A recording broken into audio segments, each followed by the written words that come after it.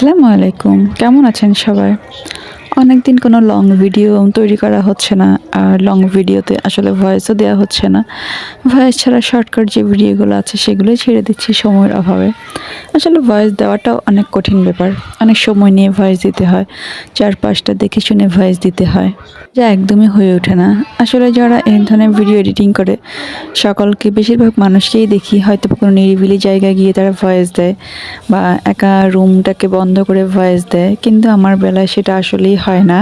যেহেতু আমার ছোট বাচ্চা আছে, সে সবসময় আমার পাশে এসে বসে থাকে। যখনই ভয়েস দিব তখনই পাশে এসে বসে থাকবে আর নানান কথা বলতে থাকবে, দুষ্টুমি করতে থাকবে। তখন কি যে ভয়েস দিব, সে ভয়েস থেকেই মনটা সরে যায়। আসলে কঠোর পরিশ্রম করলেই সাফল্য পাওয়া যায়, কষ্ট করলে মিষ্টি মিলে। আসলে এগুলো সত্যি কথা, এগুলো চিরন্তন সত্যি কথা।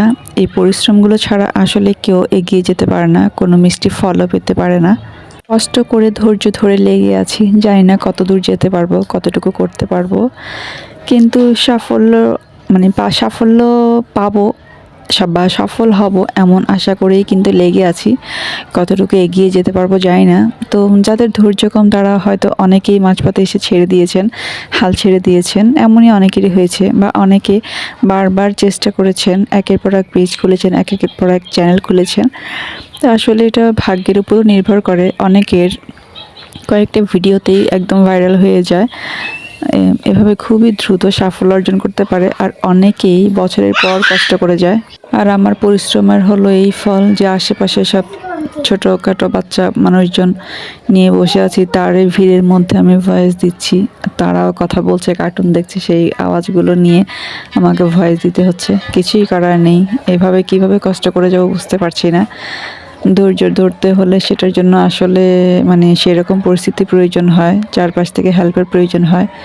চারপাশ থেকে যখন কোনো রকম হেল্প আশা কোনো কিছুই পাওয়া যায় না, আসলে সেই পথে চলাটা খুবই কষ্ট হয়ে যায়।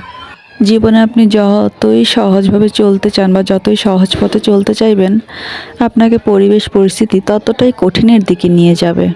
সবসময় সবাইকে ভালোবেসে এবং সম্মান দিয়ে চলার চেষ্টা করি এবং বিশেষ করে বড়দেরকে অনেক অনেক সম্মান দিয়ে চলার চেষ্টা করি।